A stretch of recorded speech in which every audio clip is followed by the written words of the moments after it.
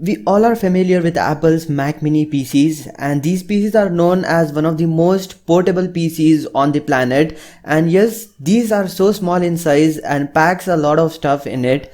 So with late 2020 edition of Mac Minis, Apple came up with their M1 chip, and even with Mac Minis, Apple is using the M1 chip now from the late 2020 edition. People who are looking for an upgrade are still in like dilemma whether to go for the late 2020 edition or to go for the Intel based Mac Mini. Yes, mostly because of the upgradability and stuff. So in this video, I'll be comparing the Mac Mini late 2020 edition with that of early 2020 edition and prior to that. Hey guys, all about technology 24/7 here. If you like what you're watching, I would appreciate if you subscribe to the channel and turn on notifications so that you receive all the latest updates from my channel. Also like this video if you did.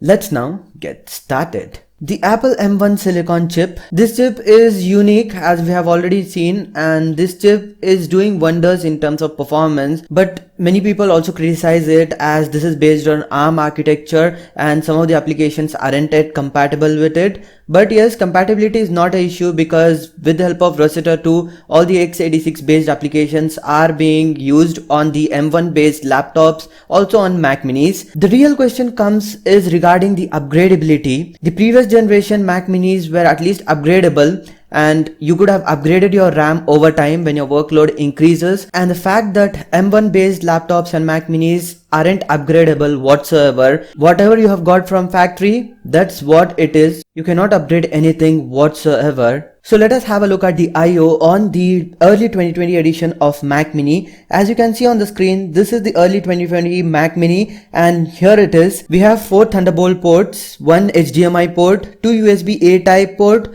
and a headphone jack, Ethernet port, and the power port. Yes, this is all it is, and you can see there are a lot of ports here, and via the Thunderbolt ports you can connect external GPUs too. Also, you can connect more than one monitor on the early 2020 edition. So let's compare the I/O on the late 2020 edition. As you can see on the screen, this is the late 2020 Mac Mini, and here it is. Instead of 4 full-size Thunderbolt ports, we have got only 2 Thunderbolt ports here / USB 4 ports, and yes, this doubles as both. And we have got 1 HDMI port, 2 full-size USB-A ports, headphone jack. Also we have got the Ethernet port and the power port. Yes, the difference here is that there are only 2 Thunderbolt ports, and the fact that you just cannot connect any external GPU via the Thunderbolt port, that's a bummer. And yes, that's what it is. You just cannot connect eGPUs with this one. Also, there is only one external monitor support on the M1 based machines. Let it be Mac Mini or MacBooks, whatever it is, only one external monitor. Yes, people used a couple of things like workarounds using it like some docks etc, but guys, do bear in mind this will bottleneck your CPU. The chances are it will bottleneck your CPU and it might cause harm to your device because it is designed to handle only one external monitor by default, and yes, that's what it is. So apart from this, aesthetically it looks pretty similar, like you just cannot make out which is M1 Mac and which is based on Intel until you fire them up and have a look at the settings.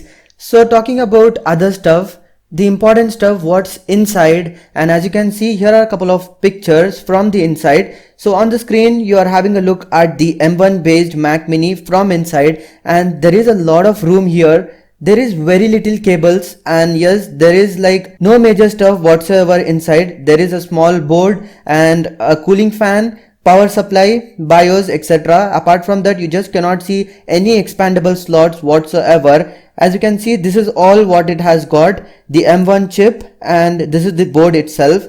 You don't have any slots to upgrade RAM, or you don't have anything else. It's literally zero upgradability on the M1 based Mac Minis. So comparing it with the previous generation Mac Mini, as you can see, this is the previous generation Mac Mini. There is a lot of stuff going on here. As you can see, the slot on the left, we have got slot in order to upgrade RAM. This is the full teardown of the early 2020 Mac Mini, and here it is.